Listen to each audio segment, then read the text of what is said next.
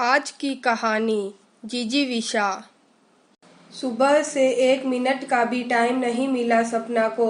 5 बजे सुबह से उठकर एक के बाद एक काम निपटाती गई। 2 बार चाय रखी रखी ठंडी हो चुकी थी और वो किसी काम में उलझ जाती। जब ध्यान जाता तब तक चाय के प्राण निकल चुके होते। साफ सफाई, बर्तन, चाय नाश्ता, लंच की तैयारी और बच्चों के टिफिन से लेकर बाबूजी की चाय और माताजी के पूजा पाठ तक की सारी जिम्मेदारियां उसी पर थी। इतने में पड़ोस की सखी सुषमा आ गई घर पर सत्यनारायण की कथा हेतु आमंत्रण देने। अरे सपना, ये क्या, अब तक चाय नहीं पी तुमने? नहीं यार, चाय पीने का समय ही नहीं मिला। कल चावल के सेव बनाए थे, रुको तुम्हें खिलाती हूँ।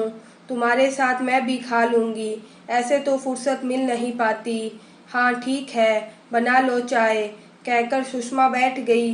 सपना ने चावल के सेव तले और सुषमा को दे दिए। चाय का पानी रखने गई, अदरक व चाय पत्ती डालकर उठी, तब तक अजीत नहाकर आ गए। सपना, जरा मेरे कपड़े निकाल दो। पूरे घर में अदरक व चाय पत्ती की तीखी सुगंध फैली हुई थी। भूख ने फिर से अंगड़ाई ली, पर अजीत की आवाज पर आ रही हूँ कहकर सपना ने सुषमा से कहा, 2 मिनट में आती हूँ। सुषमा ने कहा, सपना मुझे ऑफिस के लिए देर हो रही है, मैं निकल रही हूँ, तू कल समय पर आ जाना। अच्छा ठीक है, कहकर सपना ने माताजी और बाबूजी को सेव और चाय दिए और अपने हिस्से के सेव रखे और अजीत की तैयारियों में जुट गई। लगभग 1 घंटे बाद उसने सोचा, जाऊं दूध ले आऊं, तब सुकून से खाऊं। दूध लेकर सपना घर पहुंची। भूख के कारण उसे चक्कर आ रहे थे। उसने सोचा कि बस घर पहुंच के सबसे पहले अपनी पसंद के चावल के सेव खाऊंगी। और उसने अब अपनी ठंडी चाय और सेव लेने को जब किचन में झांका तो देखा प्लेट तो खाली है। सामने बरामदे में सासू माँ ने उसके हिस्से की प्लेट के सेव भी खत्म कर दिए थे। उसका मन भर आया। 12 बज रहे थे, शरीर थक चुका था, भूख के कारण आंखें मूंदने लगी थी। उसकी ताकत जवाब दे चुकी थी। वह आंखें मूंदे वहीं सोफे पर निढाल हो गई। उसकी जिंदगी सालों से यूं ही चल रही थी। दिन भर चक्कर गिननी की तरह वो घूमती रहती और जब खुद के खाने की बारी आती तब तक या तो सब कुछ खत्म हो जाता या फिर कुछ और कारण से उसके हिस्से पर संकट आ जाता और तब तक दोबारा बनाने के लिए उसकी हिम्मत खत्म हो चुकी होती। सच तो ये था कि वो काम करने की मशीन बन गई थी। उस मशीन में ईंधन है या नहीं, इसकी फिक्र किसी को नहीं थी। पर हाड़ मास की इस मशीन की कुछ शारीरिक जरूरतें थी जो उपेक्षा के कुचक्र में फंस कर रह गई थी। पर उस दिन जब थकान के कारण वो सो गई तो उठ ही न पाई। 12 बजे दोपहर की पड़ी हुई, सुबह से कुछ खाए बगैर, और जब उठी तो देखा कि 4:30 हो चुके हैं। सिर में भयानक दर्द था, बुखार से शरीर तप रहा था। उठने की कोशिश की तो पांव लड़खड़ा से गए, गला सूख कर कांटे सा हो गया था, उल्टियां आ रही थी और वो बेहोश सी हो गई। शाम होने को आई, बच्चे आ गए अब भी। जब वो न उठी तो सास से न रहा गया। सास ने पूछा, आज सोती ही रहोगी क्या? कोई काम नहीं किया रसोई का, पूरी रसोई फैला रखी है। एक मैं थी, सब समेट कर लेटती थी, वरना मुझे तो बिस्तर काटने लगता था कि काम पड़ा है और मैं सो रही हूँ। पर आजकल की बहुएं तो बस बस भी करो, देखो उसको कोई तकलीफ तो नहीं, ऐसे तो नहीं लेटती कभी। बाबूजी दबे स्वर में बोले, जाओ आज तुम ही चाय बना लो, बच्चों को देख लो, शायद कोई दिक्कत है उसे। वो दोबारा हिम्मत करके बोले। सपना का मन रो उठा। आत्मा द्रवित की कैसे उठूं? उसके शरीर में ताकत ही नहीं थी। तभी बेटी आई और माँ को छू कर बोली, मम्मी आपको तो बुखार है। बिटिया दौड़कर दादी को बता आई। दादी झुंझला कर उठी, पूरे समय बड़बड़ाती रही, बच्चों को ब्रेड थमा दी और पति को चाय ब्रेड।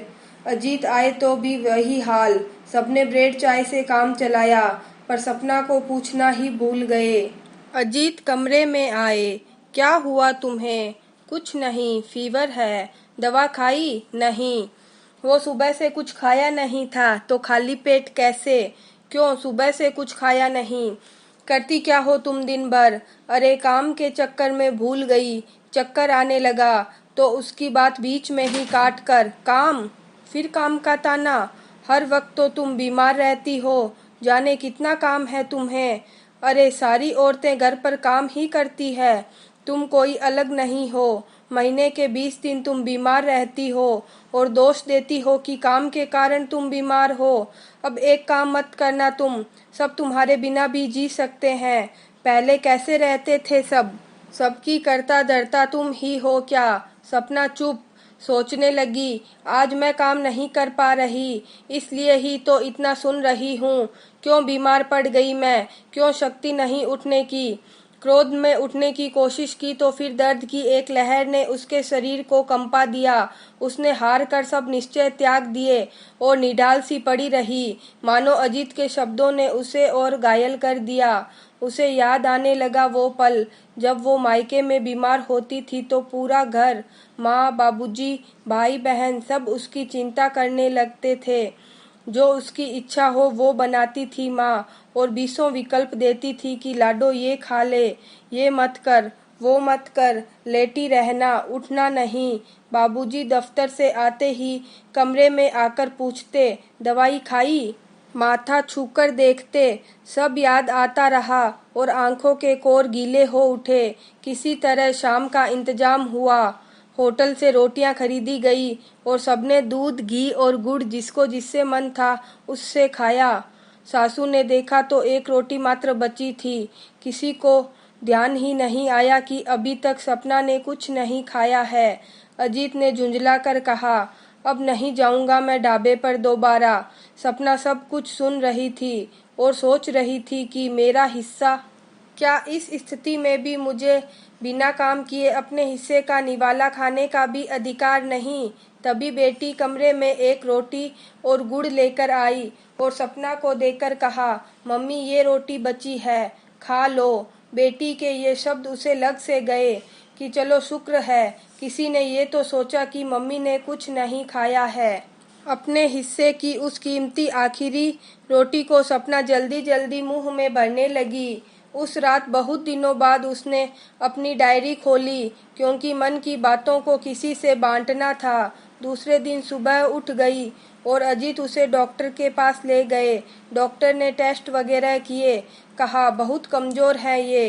प्रोटीन, विटामिन, आयरन सबकी कमी के कारण लो ब्लड प्रेशर है, हीमोग्लोबिन भी बहुत कम है और इन सबको एक पूरी तरह से स्वस्थ आहार ही दूर कर सकता है। फिलहाल इन्हें एडमिट करिए, ड्रिप चढ़वाइए और तब ही घर ले जाइए। जब वो अस्पताल में भर्ती हुई तब उसी दिन कपड़ों की अलमारी में खुद के लिए टाई ढूंढ रहे अजीत को उसकी डायरी मिल गई, जिसमें उसके पिछले 12 वर्षों के तिरस्कार और घुटन का जिक्र था। एक दुलारी बेटी के ससुराल आते ही उपेक्षित बहू बन जाने का दुख लिखा गया था। कभी मनपसंद डिश खत्म हो जाने का वृतांत, तो कभी सब अच्छा बनाया था पर अंत में खुद के न खा पाने का जिक्र। कहने को तो वो उसकी जीभ की लालसा थी, किंतु उस बचपने ने उसके भीतर की उस बच्ची का दमन था, जो यदि आज जीवित होती तो शायद स्वस्थ होती। इस डायरी में उसने अपनी उन इच्छाओं का दमन उकेरा था जिसे जिजीविषा कहते हैं। कुछ नया पहनने से लेकर मनपसंद चीज न खरीद पाने तक का दुख, जो अंत में खुद को महत्व न देने पर खत्म हुआ, और कुछ इस तरह से खत्म हुआ कि आज वो अस्पताल में भर्ती हो गई। ये सब पढ़कर अजीत को लगा कि सपना का दोषी तो वास्तव में वो ही है। उसने कैसे अपनी अन्नपूर्णा के निवाले और उसके हिस्से पर ध्यान नहीं दिया? क्या वो इतना स्वार्थी है कि थाली में व्यंजन परोसने वाली अपनी अर्धांगिनी को उपेक्षित कर दिया? उसकी भूख, प्यास, जरूरतें और ख्वाहिशों सबको भूल गया। बात सिर्फ निवालों की नहीं, खुशियों की थी। काश उसने अपनी जीवन संगिनी की थाली में संपूर्ण आहार का ध्यान रखा होता। तानों उल्हानों, जिम्मेदारियों और कर्तव्यों के भार के साथ उसके हिस्से में उसकी खुशी, इच्छाओं और पसंद नापसंद का भी ध्यान रखा होता, तभी तो वो संपूर्ण हो पाता। अजीत समझ गया कि ये रोग तन के नहीं बल्कि मन के हैं। सपना दूसरों की उपेक्षा देख देख के स्वयं खुद को उपेक्षित करने लगी, क्योंकि हर स्त्री तभी खुद को महत्व देती है जब देखती है कि कोई उसकी परवाह कर रहा है। उसे यही लगा कि उसको ये कर्तव्य निभाने हैं। इसके पीछे कब उसका आत्म खत्म हो गया, इसका भान ही नहीं हो पाया। अजीत की आंखों में पछतावे के आंसू थे, मगर दिल में अपनी बालमना सहचरी के लिए अगाध प्रेम। 2-3 दिन अस्पताल में जरूरी उपचार, इंजेक्शन व ग्लूकोज चढ़वाने के बाद सपना की हालत कुछ सुधरी। घर आते वक्त सपना के मन में यही भय था कि इन 3 दिनों में किसी को न तो ढंग से खाना मिल पाया होगा, न ही घर की देखरेख। उफ, कैसा हो गया है घर, जैसे सालों से झाड़ू का मुंह नहीं देखा फर्श ने।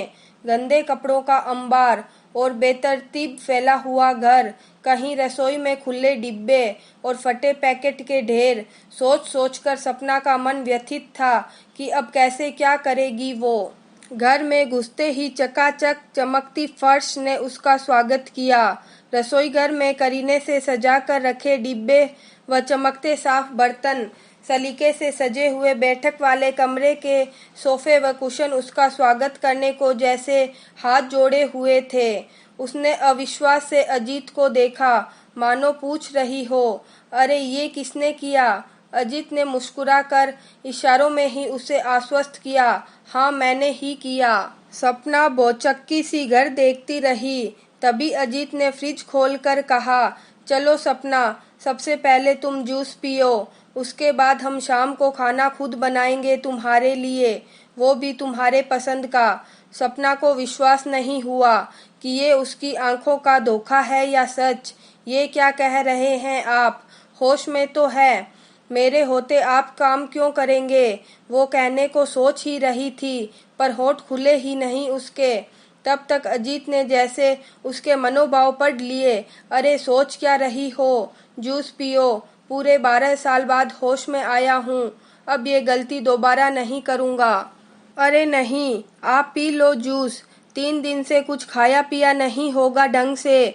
मैं तो अब ठीक ही हूँ। अपना गिलास आगे बढ़ाते हुए सपना ने कहा, नहीं सपना, ये तुम्हारे लिए है। अपने हिस्से का निवाला हो या हक, उसे खुद के लिए ही रखो। अपनी ये आदत बदलो, जान है तो ही जहान है सपना। मैं शर्मिंदा हूँ कि मैं तुम्हारा ख्याल नहीं रख पाया, पर अपना ख्याल खुद से रखो, खुद को महत्व दो, अपनी खुशी का ख्याल रखो। जिस इंसान के जीवन में खुद के प्रति चाव नहीं, वहाँ जिजीविषा नहीं हो सकती, और इसी ने तुम्हें आज इस स्थिति में पहुँचा दिया है। मुझे माफ़ कर दो सपना, गलती मेरी है कि मैंने अपने आधे अंग पर ध्यान क्यों नहीं दिया। यदि दिया होता तो तुम यूं मुरझा तो न जाती। कहकर अजीत ने सपना को अपने अंक में भर लिया। दूर कहीं क्षितिज में मानो अंधकार छंट गया था और एक उषा की किरण के रूप में एक नवीन जीवेशना का संचार हो चुका था।